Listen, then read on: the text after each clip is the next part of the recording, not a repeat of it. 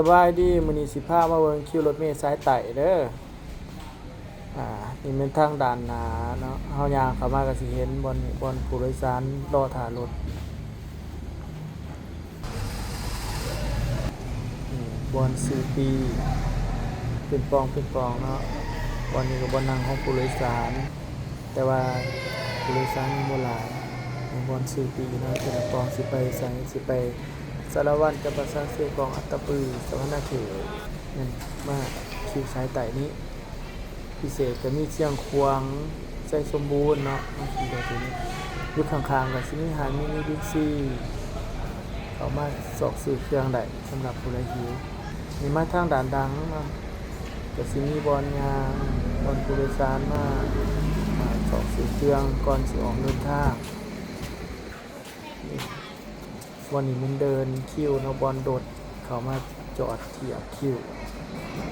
แต่สีนี้โซน A โซน B โซน C อันนี้เป็นโซน C ข้างหลังนี่บอลจอดนี่ก็สิกว้างขวางประมาณ100ปลายกว่าเมตรพุ่นแหละใหญ่หลายข้างหลังดังบอลทะเลเห็นอันนั้นจะเป็นเพื่อนพักเด้อเนี่ยมึงสิยางมาเบิ่งสิพายางรอเบิ่งที่รถเมล์สายใต้นี่ก็ถือว่ากว้างขวางเลยเนาะอันนี้สายใต้นครหลวงเด้ออยู่ติดกับทาง450ด้วยเนาะที่วันนี้เป็นโซนดีชื่อรถเมล์ก็มาเทียบคิวอยู่นี่รอทางเขาออกเนาะอันนี้คือโซน A ก็สิไปเวียดนามเนาะโซน A โซนไปเวียดนามทางไปลักซาวมาขึ้นรถดูคิวสายใต้เด้อ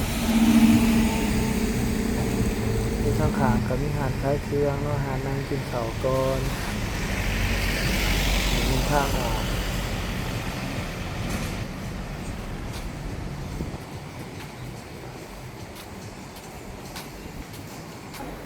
เนี่ยเฮาย่างเข้าไปเบิ่งข้างในอีกทีนึง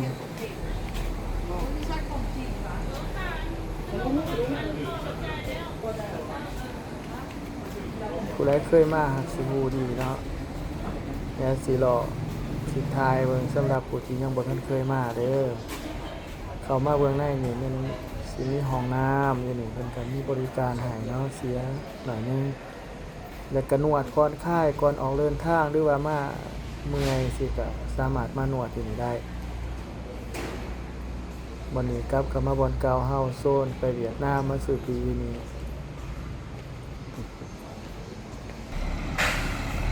บ่อนนี้มันบ่อนเพิ่นขายปีนี่เฮาออกมาทางนอกเนาะเบื้องหน้าคือเก่าเบื้องหน้าอันนั้นเป็นทางเข้าเด้อบ่อนเฮาเรียนนี่ตัวนี้เป็นทางผ่านทางเบื้องหน้าเนี่ยเขาจะคอยออกไปนอกนะครับถ่ายเข้ามาให้เลยนี่ข้างคางเบื้องข้างหน้าของคิวกับซิมีรถ3ล้อมาล้อถ่ายแล้วก็หับผู้โดยสารออกไป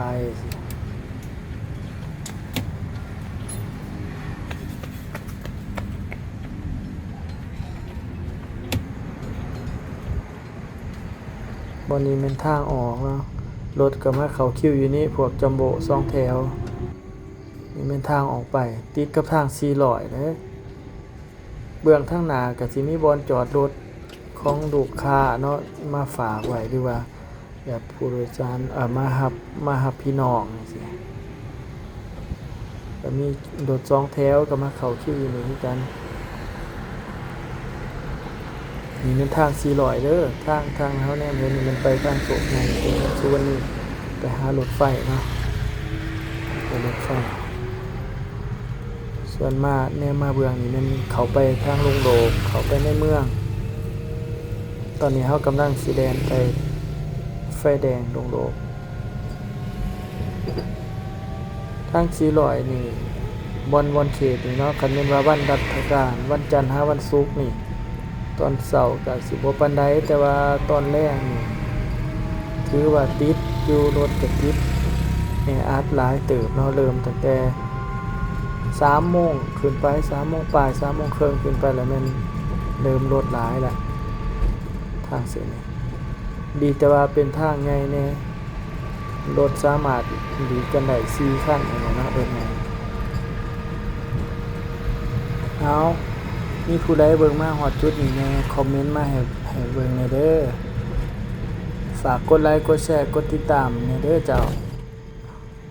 มือใหม่สมัครเล่นเดี๋ยวโอกาสหน้าคอยติดตามป้าไว้ว่าคลิปต่อไปสิไปถ่ายบนใดมาให้เบิ่ง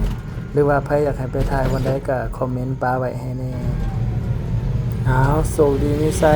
ลาไปก่อนเด้อ